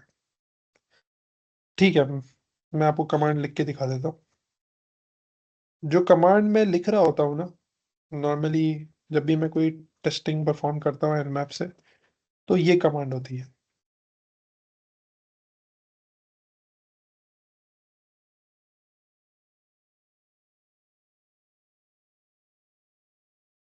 बेसिकली इस कमांड का मतलब क्या है? We are running nmap -sc का मतलब होता है जितनी भी nmap की स्क्रिप्ट्स है ना, वो सब रन करना। nmap एक वल्नरेबिलिटी स्कैनर है, नेटवर्क का वल्नरेबिलिटी स्कैनर, जो सारे प्रोटोकॉल्स स्कैन करेगा, सारे पोर्ट्स स्कैन करेगा और उनकी वल्नरेबिलिटीज निकाल के देगा। एसवी, आई गेस ये वर्जन स्कैनर है। एसवी का मतलब मुझे सही याद नहीं है, लेट मी सर्च। nmap के मैनुअल में जाके देखते हैं। -sv, I think this is version scan, but I'm not sure.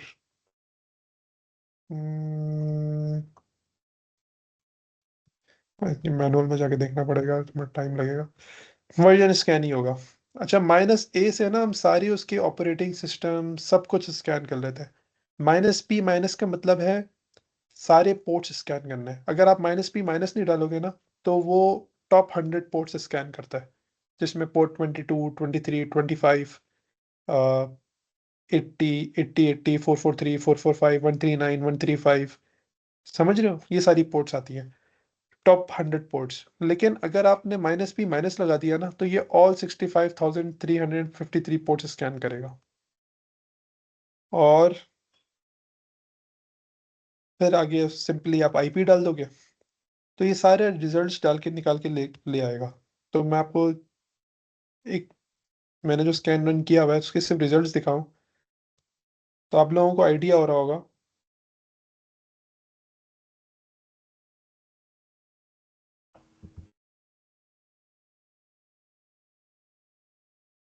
देखो, पोर्ट 23 पे टेलनेट रन हो रहा है, पोर्ट 53 पे डोमेन रन हो रहा है, डोमेन डीएनएस की इंफॉर्मेशन दिखा रहा है, पोर्ट 80 पे पूरे स्कैन करके भी लाया। Microsoft IISS is vulnerable to XSS, एक एक चीज इसने स्कैन की है इसकी स्क्रिप्ट ने। पोर्ट 88 भी ओपन है, इसका मतलब है इस पे AD चल रहा है, Kerberos चल रहा है। 135 ओपन है, RPC क्लाइंट ओपन, 139 SMB चल रहा है। ये सब हम लोग करेंगे। LDAP चल रहा है, ये सब हम लोग करेंगे लेटर ऑन इंशाल्लाह। 443 जैसे पहले भी जिक्र किया था, 443 इज HTTPS सिक्योर कम्युनिकेशन। 445 चल रहा है, और भी बहुत सारे, 636 चल रहा है, पता नहीं कौन कौन से पोर्ट्स इस पे इनके पास चल रहे थे। तो ये सारी चीजें हम लोगों को nmap से पता चल जाती हैं। अच्छा, proceeding on to the next step.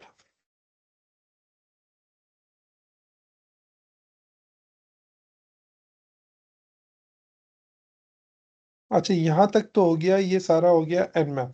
अच्छा, बस इसमें मैं आप लोगों को एक और टूल बता दूं जो हम लोग एक्टिवली यूज कर रहे होते हैं, बल्कि मैं यहीं से दिखा देता हूँ।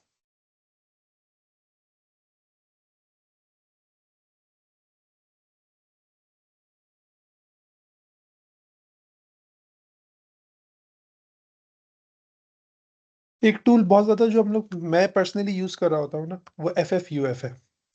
FFUF is use for directory brute forcing, इसको डायरेक्टरी बस्टिंग भी कहते हैं। ये हम लोग इसलिए यूज कर रहे होते हैं कि हम लोगों को अगर कोई ऐसी डायरेक्टरी, ऑब्वियसली जब मैं किसी वेबसाइट पर जाता हूँ,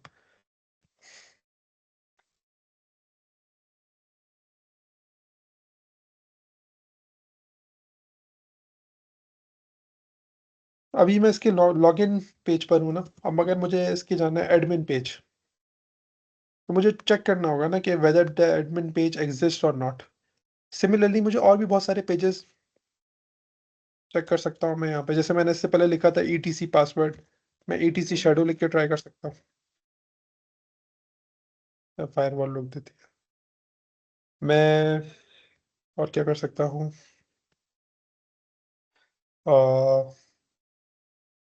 robots.txt। तो मेरे पास दो ऑप्शन है, या तो मैं सारी पाथ्स जाके मैन्युअली जाके देखूं, या दूसरा आसान ऑप्शन ये है कि मैं एक टूल चला दूं जो कि मुझे सारे रिजल्ट्स निकाल के दे दे। तो what FFUF will do is, मैं काली पे गया, इसकी कमांड होती है FFUF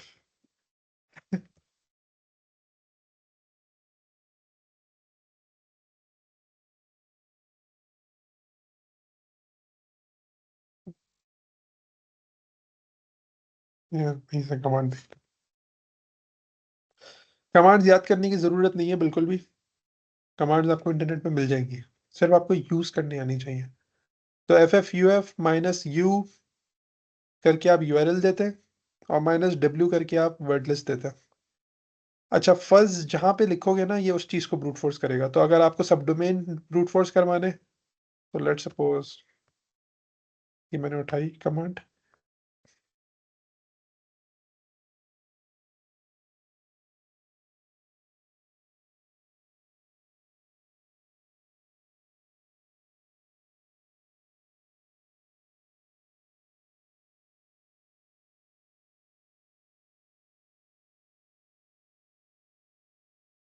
हम्म,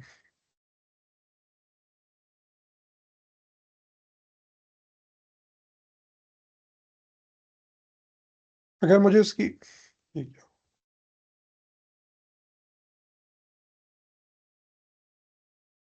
ओह सॉरी, नो सच डायरेक्टरी।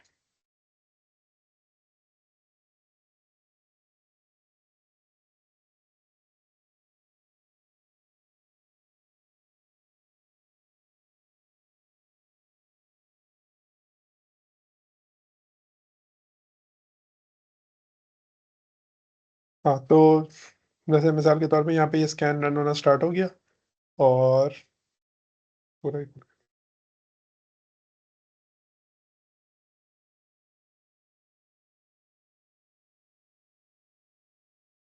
तो उसको सिर्फ एक डायरेक्टरी मिली मॉडरेटर के नाम से, जिसपे 301 रिस्पॉन्स आया, बाकी और कुछ भी नहीं मिला उसको। अच्छा, सिमिलरली अगर मुझे यही सब डोमेन के लिए स्कैन करना है, तो what I can do is, मैं फर्स्ट लिख दूंगा इस तरह, तो अब ये हो जाएगा सब डोमेन स्कैन। इसमें किसको कोई डोमेन नहीं मिला, सब डोमेन नहीं मिला, जो भी वर्ड लिस्ट में पाथ्स थे उनसे उसको कोई सब डोमेन नहीं मिला। अच्छा, इसके लिए आप जो एक वेबसाइट रेफरेंस के लिए यूज कर सकते हो ना, वो है सेकलिस्ट।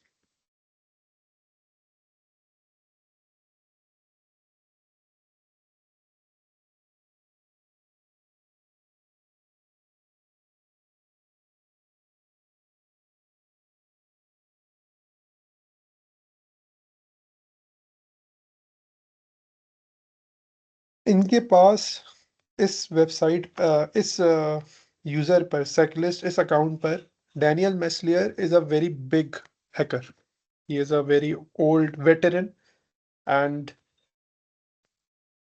इसने ये डायरेक्टरी बनाई थी, ये गिटहब पे इसने ये रिपॉजिटरी बनाई थी, जिस पर उसने सारी वर्ड लिस्ट डाली थी। तो इसके अंदर इतनी सारी वर्ड लिस्ट हैं कि आप देख देख के थक जाओगे, वर्ड लिस्ट खत्म नहीं होंगी। बहुत कंट्रीब्यूटर्स हैं इसके। तो इस पर ना आप जाओगे तो आपको कोई भी वर्ड लिस्ट उठाओगे, आपको वर्ड लिस्ट मिल जाएगी। ये आई डोंट नो ये कौन सा अटैक की है, अमाउंट्स, अच्छा अमाउंट्स की है ये वर्ड लिस्ट। अगर मैं ओरिजिनल्स पे जाऊँ, डिस्कवरी पे जाऊँ, DNS नेम्स पे जाऊँ,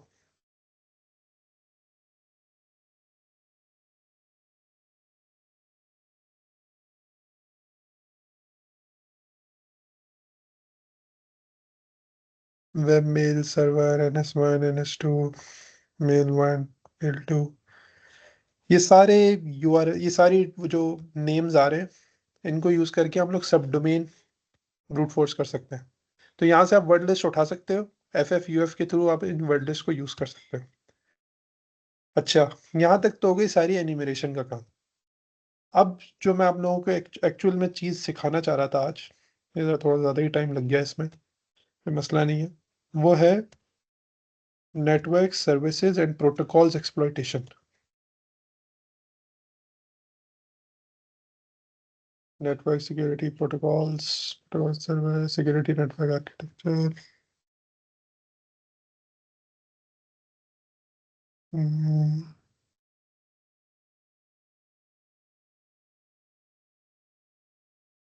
network discovery, network traffic.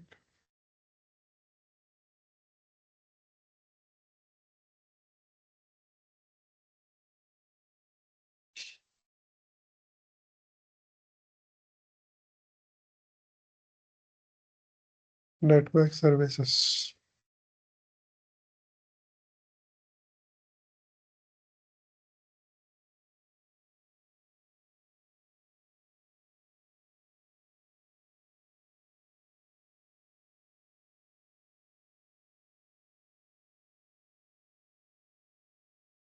So basically what this is, network services, जैसे अभी हम लोग बात कर रहे थे ना, जब भी कोई IP पे हम लोग स्कैन करते हैं तो उस पे पोर्ट्स ओपन होते हैं। मैंने आप लोगों को पोर्ट्स दिखाए भी थे। तो हर पोर्ट के पीछे ना कोई कहानी होती है। जैसे पोर्ट 22 है, it is use for SSH, secure shell. अब इसकी अपनी वल्नरेबिलिटीज होती हैं, CVEs होती हैं जिस पे एक्सप्लॉइट हो जाती हैं। और ब्रूट फोर्स SSH पे जो मोस्ट कॉमन मेथोडोलॉजी हम लोग इम्प्लीमेंट कर रहे होते हैं वो SSH ब्रूट फोर्स होता है। पेनिट्रेशन टेस्टिंग फ्रेमवर्क, अगर मुझे वो मिल जाए तो मैं आप लोगों को दिखाता हूँ।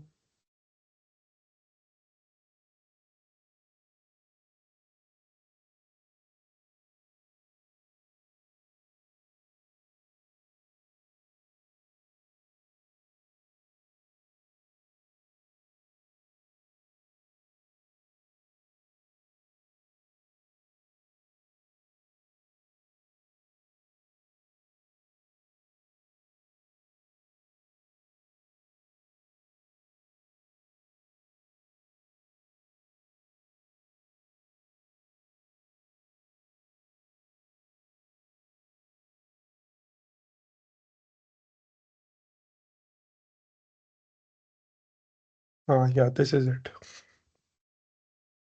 I guess this is the one. Websites.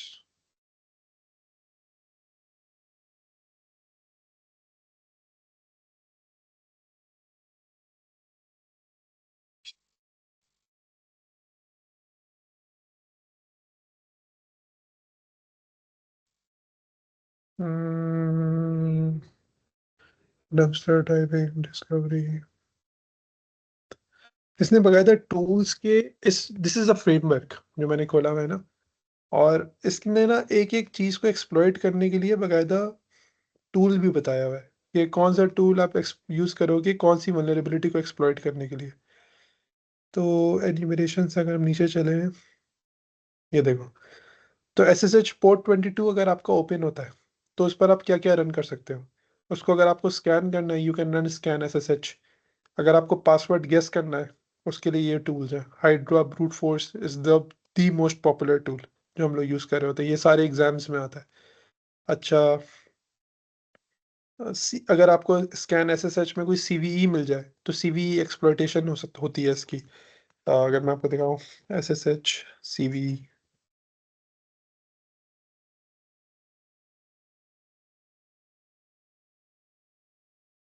OS command injection will limit the BL1.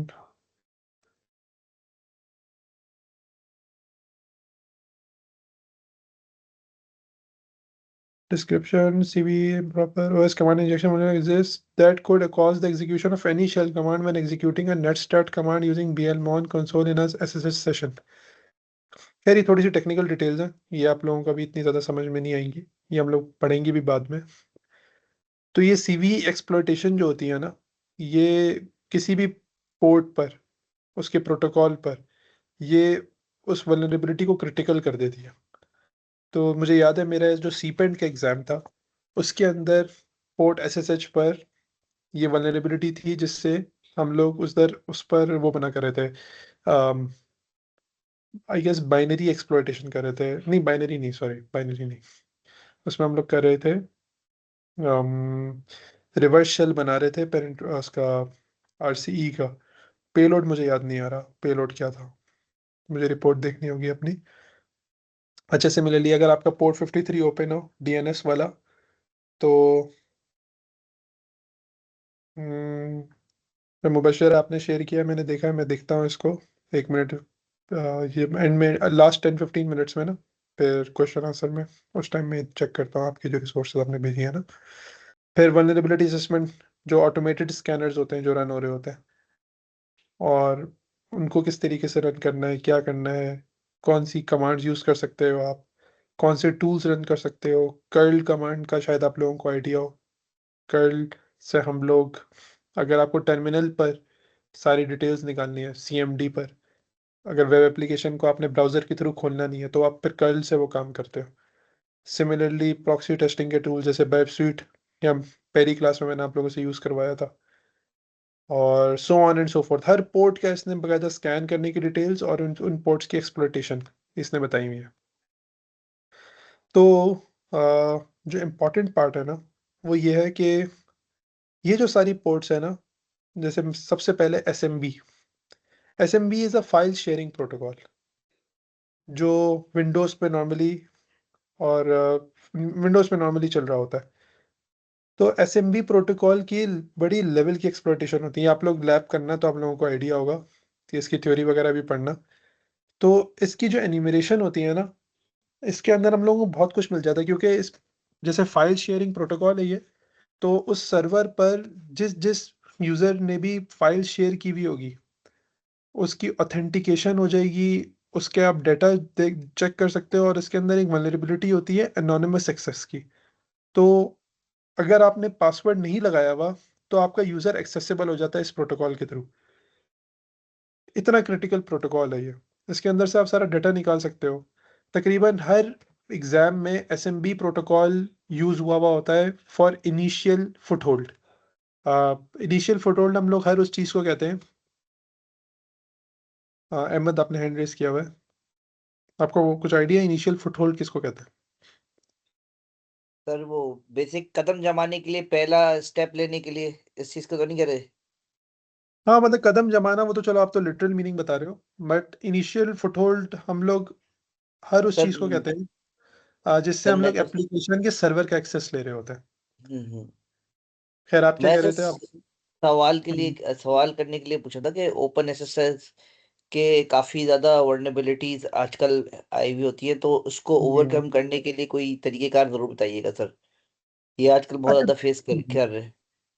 Open SSH की, जी, बहुत ज्यादा फेस कर रहे हैं सर। हाँ, बहुत बहुत ज़्यादा आ रही हैं, आ भी रही हैं बहुत ज़्यादा। ये तो आप, क्योंकि यार ये प्रोटोकॉल ही ऐसा है ना, अब ये आपको थोड़ा थोड़ा सा फेस करना भी होगा। तो असल में इसका ना ताल्लुक थोड़े से टूल से भी होता है। जैसे अब मैं इसकी जैसे देखूँ CV details,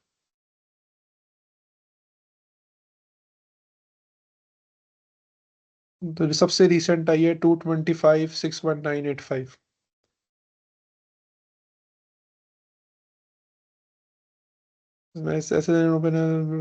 allows the zero character null character in the SSH URI potentially leading to code execution। अभी देखो यार, ये अब ये कितनी बेसिक सी चीज लगती है ना, कि मैंने सिर्फ ये कैरेक्टर डाला SSH के यूआरएल में, और मैं इससे कोड एग्जीक्यूशन कर पा रहा हूँ। कोड एग्जीक्यूशन का मतलब है कि I am able to execute my own commands on the server of the application.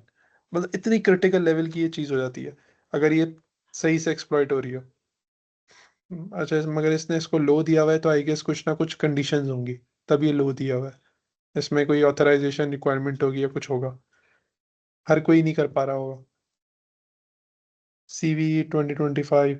तो यार अहमद, जहाँ तक आपके सवाल का जवाब है ना, इसका जो हल होता है ना, वो सिर्फ क्योंकि ऑब्वियसली आपको चाहिए तो उसका पैच चाहिए, तो जब पैच आ जाए तो आप उसको इमीडिएट डिप्लॉय करो, और कोई हल नहीं है इसका इन सीवीज से डॉज होने का, कोई रास्ता नहीं है सर लेकिन ऐसा। इतनी जल्दी तो पैच ये ला ही नहीं पा रहे सारी ऑल ओवर द वर्ल्ड जितनी बड़ी कंपनीज हैं, उससे ज्यादा तो उसके सीवी आए जा रहे ओपन एसएस के। यार ये जरा थोड़ा सा नसीब का गेम है, अब इस पे तो जाहिर है कुछ मैं कह नहीं सकता, क्योंकि कोई अटैकर, जैसे रिसेंटली हमारे पास ना गेट्रोनोवा में 40 के एसेट्स लगे हैं, आपको आइडिया होगा भी 40 क्या है।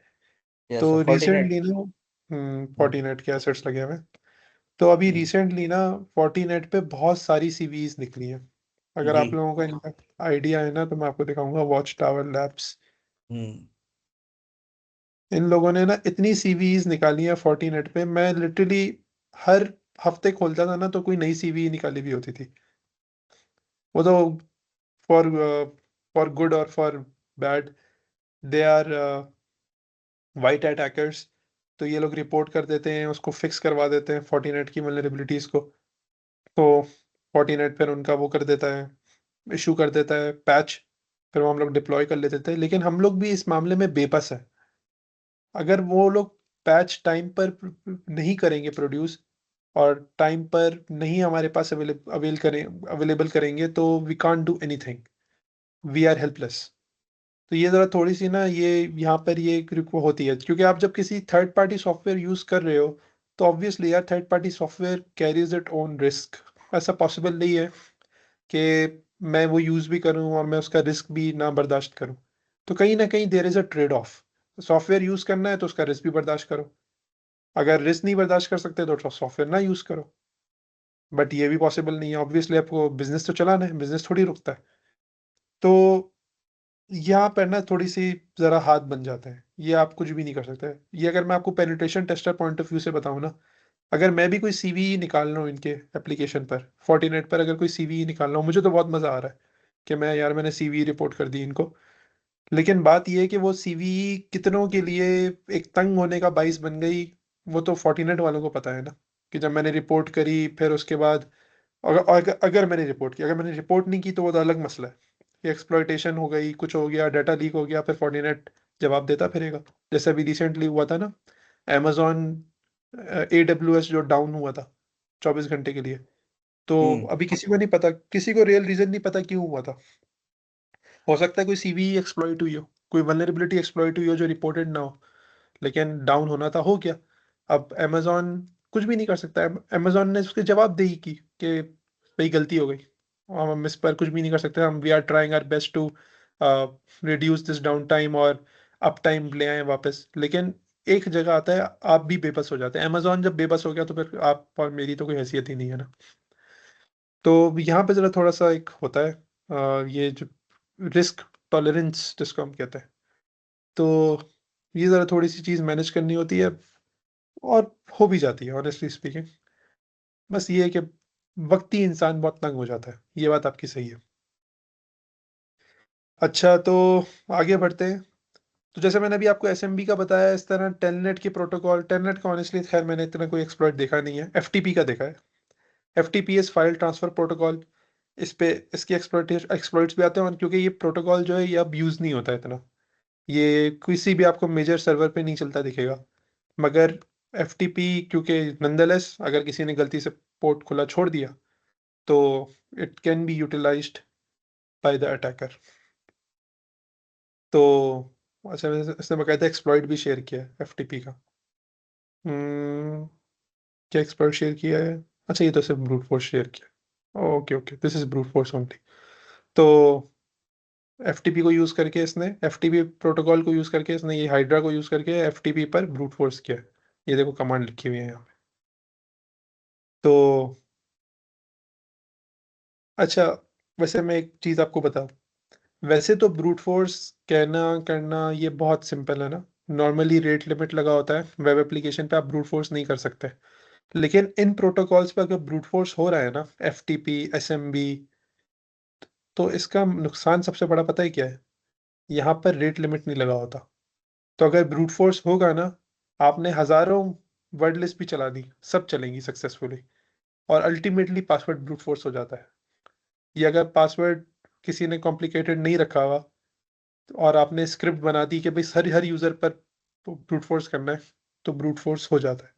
तो इसका इम्पैक्ट बहुत हाई हो जाता है रेट लिमिट ना होने की वजह से। तो इस वजह से ना इसका एक्सेस जो है वो थोड़ा-सा देख कर देना पड़ता है। अच्छा, सिमिलरली अगर मैं दिखाऊँ, थोड़ा-सा वो ऊपर से हो जाएगा।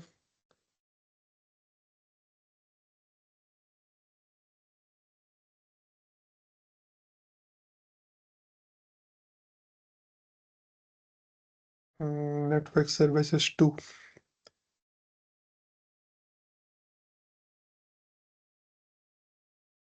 हुँ, हुँ।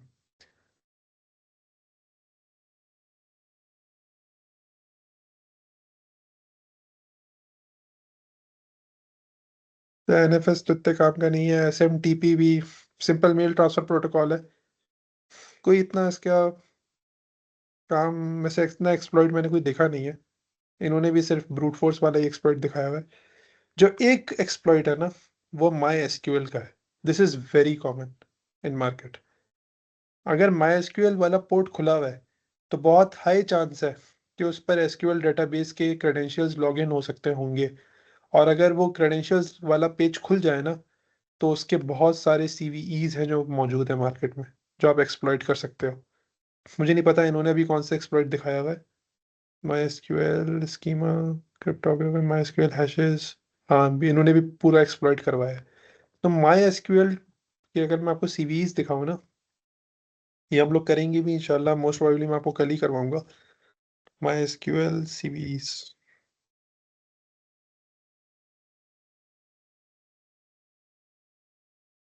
तो आपको हैरत होगी, मायएसक्यूएल की इतनी सारी सीवीईज़ है ना, आपकी सोच है जितनी एक्सप्लॉइटेशन हुई हो चुकी है इस पर। एक-एक चीज़ का, बल्कि मैं आपको यहाँ पे खोल के दिखाता हूँ। आप लोगों ने, there is a tool called Metasploit that we use. इससे हम लोग ऑटोमेटेड एक्सप्लॉइटेशन कर सकते हैं। हमें एक्सप्लॉइट मतलब मैनुअल करने की ज़रूरत नहीं है, इसमें पूरी ऑटोमेटेड स्क्रिप्ट डली हुई होती है, मुझे सिर्फ एक्सप्लॉइट रन करना है।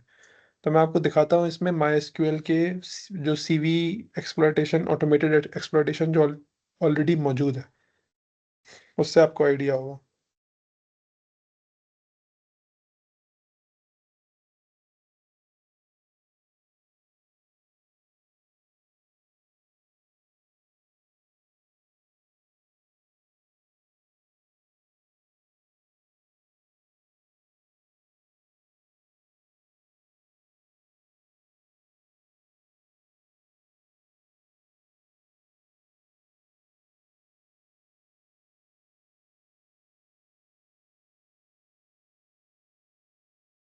रन हो जाए।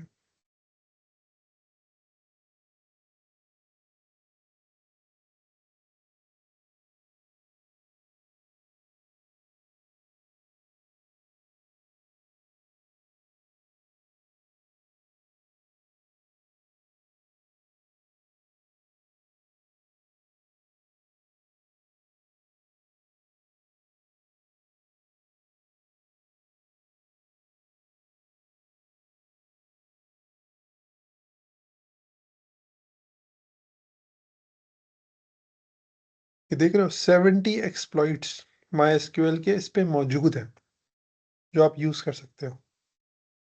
लाइक 70 एक्सप्लॉइट्स सिर्फ मेटास्प्लॉइट पे मौजूद हैं, जो ये व्हाइट हैट टूल है। जस्ट इमेजिन ब्लैक हैट के पास कितने मौजूद होंगे, जो ब्लैक हैट हैकर्स होते हैं। ऑथेंटिकेशन, फेलियर, पुराने-पुराने एक्सप्लॉइट्स। तो ये मायएसक्यूएल पे ना ये वाला प्रोटोकॉल बहुत इम्पोर्टेंट है। ये आपको थोड़ा-सा इसको पढ़ना भी होगा इसका, और मैं सजेस्ट करूँगा आप ये पूरा करने की ज़रूरत नहीं है नेटवर्क सर्विसेज 2 वाली जो लैब है, लेकिन इसमें मायएसक्यूएल वाली कर लो, क्योंकि जो कल मैं चीज़ कराऊँगा ना, मैं भी लैब ही कराऊँगा एक, ये वाली नहीं, मैं हैक द बॉक्स ही कराऊँगा। लेकिन उसमें आपको जब ये आइडिया होगा ना मायएसक्यूएल होता क्या है, तो आपकी बड़ी सपोर्ट हो जाएगी, आपको बड़ी हेल्प हो जाएगी, समझ में आएगा सिचुएशन कि हम लोग कर क्या रहे हैं। अच्छा, एनिमेशन में तो क्या ही दिखाएगा, 3306 इसकी पोर्ट होती है। अच्छा,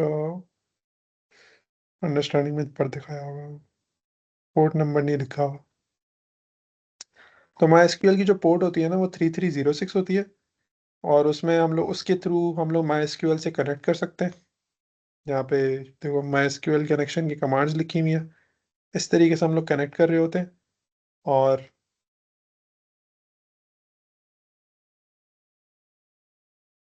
फिर हम लोग,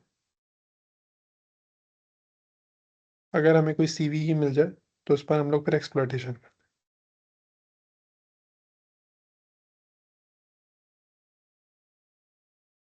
अच्छा, खैर, तो ये हो गया हमारा नेटवर्क एंड सर्विसेज। ये मैंने काफ़ी फास्ट फॉरवर्ड करके कराया क्योंकि ऑब्वियसली सिलेबस बहुत ज़्यादा है, तो ये आप लोगों को अपने एंड से ठीक ठाक टाइम देना होगा इसके लिए भी, ऑब्वियसली। और तभी आप लोगों को कैचअप कर पाओगे आप लोग। बाकी रिसोर्सेज मैंने आपको सारी दिखा दी, तो ये लेक्चर जब आप देखोगे दोबारा तो आप लोगों को इतना इशू नहीं होना चाहिए। बाकी जो मैं आप लोगों को एक चीज़ देना चाह रहा था होमवर्क के लिए, ये आप लोग बाद में करना, अभी ना करना, वो ये है। तो ये फारूक, आपने पूछा भी था ना एक सवाल कि हम लोग इन लैब्स को करने के बाद फिर क्या करें, किस तरीके से रियल वर्ल्ड में करें। तो ये नाहम सैकी एक हैकर है, उसने एक एक समझो एक रियल वर्ल्ड के बेसिस पर एक एप्लीकेशन बनाई। तो उसने ये प्रोसेस समझाने के लिए, क्योंकि हर कोई यही सवाल करता है, उसके भी स्टूडेंट्स उससे यही सवाल करते हैं कि भाई हमने ये लैब्स कर ली, अब हमें क्या करना है। तो जो रियल वर्ल्ड एप्लीकेशन होती है ना, उसको आपने कैसे अप्रोच करना है, उसको कैसे टेस्ट करना है, कौन कौन सी वनरेबिलिटीज टेस्ट करनी है, ये मेरे ख्याल है गुल ने आपने भी पूछा था मुझसे। तो ये जो सारी चीज़ें हैं ना, ये आपको इससे काफ़ी अच्छा आइडिया हो जाएगा। अगर आप जब ये वाली लैब कर लोगे ना, नाम स्टोर वाली, तो आपको इससे बहुत अच्छा आइडिया हो जाएगा कि क्या हम लोग किस तरीके से टेस्टिंग कर रहे होते हैं रियल वर्ल्ड एप्लीकेशन की। तो वही जो लैब्स हैं जो आप लोग कर रहे हो, बिल्कुल वही लैब्स ही एप्लीकेबल होती हैं। वही लैब्स ही हम लोग, वही अटैक्स ही हम लोग सारे रियल वर्ल्ड एप्लीकेशन में भी कर रहे होते हैं। मगर क्योंकि ज़ाहिर है अभी आप लोग स्टार्ट करोगे, आप लोग जब करोगे तो उससे आपको आइडिया होगा, तो आपको बेहतर आप लोग उस पर वो कर पाओगे, इसका एक एनालिसिस कर पाओगे जब आप once you have done all these labs. और ऑब्वियसली जब ये सब कुछ कर लोगे, आप सारी लैब्स कर लोगे, तो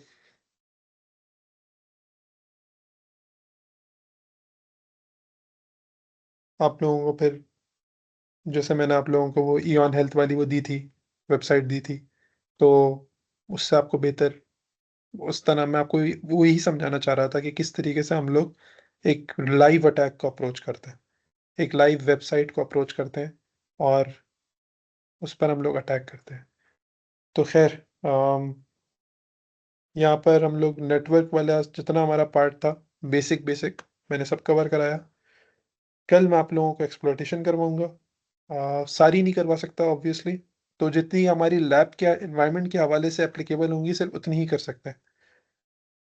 देयरफॉर आपको अपने एंड पे इस पर काफ़ी मेहनत करनी होगी, नेटवर्क पर भी, और ये नाम स्टोर वाली जो मैं लैब दे रहा हूँ, ये भी। बाकी मैं ग्रुप चेक कर लेता हूँ। मुबश्शिर, आपने कहा है this vulnerability can occur when using build tool like white which is used for developing, ठीक है, हाँ बिल्कुल सही है। now there is a chance that during the build process to exposure of front end code, हाँ बिल्कुल ऐसे ही होता है। यही सीवी एक्सप्लॉइटेशन, सीवीज को जब हम लोग रिसर्च कर रहे होते हैं और उनकी सीवीज की एक्सप्लॉइटेशन कर रहे होते हैं ना, तो ऐसे ही यही प्रोसेस होता है। जो रिपोर्टेड सीवीज होती हैं उनके इम्पैक्ट्स मौजूद होते हैं और उनको हम लोग चेक कर रहे होते हैं। तो इनफैक्ट अगर मैं आप लोगों को दिखाऊं, आजकल एक वल्नरेबिलिटी बड़ी मशहूर हुई हुई है रिएक्ट टू शेल के नाम से, और ये बहुत ज़्यादा बग बाउंटी हंटर्स रिपोर्ट कर रहे हैं इसको मार्केट में। तो इसकी बाकायदा, ये देखो इसकी तो बाकायदा वेबसाइट बना दी है। After 30 years I've now shared my POC several hours later, full write up in due course। तो इसके इस वल्नरेबिलिटी के बाकायदा POC भी मार्केट में आ गए। तो आपको मैं अगर POC दिखाऊं ना, मतलब कितना पॉपुलर ये वल्नरेबिलिटी हो गई, लोगों ने इसकी इतनी रिपोर्ट्स की हैं, इतनी रिपोर्ट्स की हैं, और फुल क्रिटिकल में ये रिपोर्ट्स गई हैं। तो एक बंदे ने तो बाकायदा इसका वो बना दिया,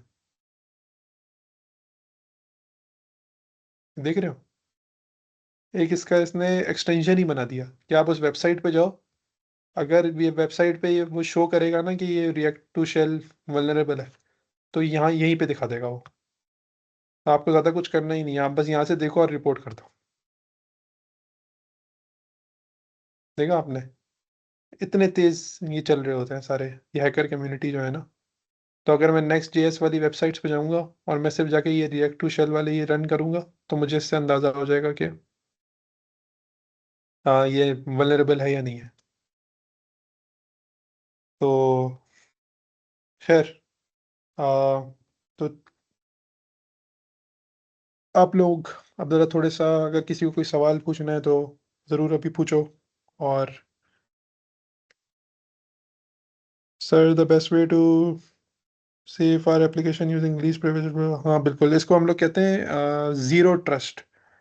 ये जो लीस्ट प्रिविलेज प्रिंसिपल होता है ना, तो इसको ज़ीरो ज़ीरो ट्रस्ट की इम्प्लीमेंटेशन ये हर कंपनी में हम लोग पाकिस्तान में कर रहे होते हैं, हर पूरी दुनिया में ये हो रहा होता है। Zero trust principle is a very common terminology जो इम्प्लीमेंट हो रही होती है। गवर्नेंस फ्रेमवर्क का ये इंटीग्रल पार्ट होता है।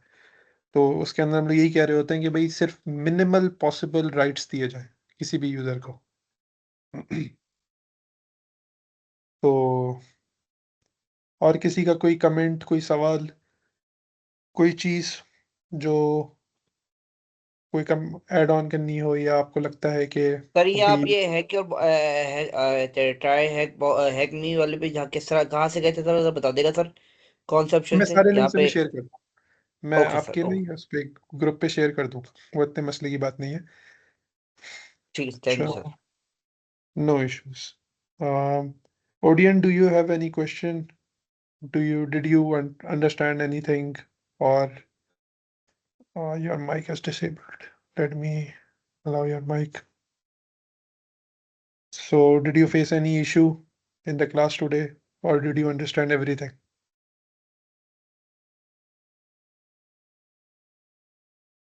I guess you are not there. Um, तो ठीक है क्लास, फिर आज हम लोग यहाँ पर एंड कर लेते हैं। जी मुबशर, आपने हैंड रेज किया है Mubashar. This is the folder that contains the source map meaning the entire front end app. हाँ एग्जैक्टली। तो यार वैसे मैं आपको बताऊँ मुबशर, जो फ्रंट एंड एप्लीकेशन होती है ना, तो ये आप वैसे भी निकाल लेते हैं। इसके लिए आपको वो कोई इतनी मेहनत की ज़रूरत नहीं पड़ती, क्योंकि फ्रंट एंड जितना भी कोड होता है ना, ये सारा आपके जावास्क्रिप्ट में चल रहा होता है। तो ये इसकी लॉजिक निकल जाती है, इस लॉजिक को डिसाइफर करके बाईपास करना, ये कमाल है। अच्छा, ओडियन, यस ओडियन।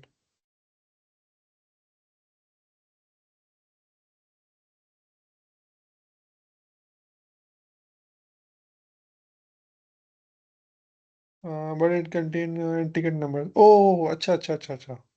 तो फिर तो ये इन्फॉर्मेशन लीकेज है, फिर ये इन्फॉर्मेशन लीकेज है। सही है सही है। फिर ये आप फिर इसको सेपरेट रिपोर्ट करोगे, यकीनन उस बंदे ने रिपोर्ट भी किया होगा। My mic is muted, you can unmute your mic. I allowed your mic, you can unmute it, Odion.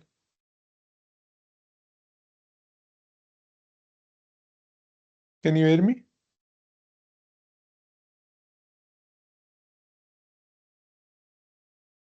I guess you are not able to unmute your mic.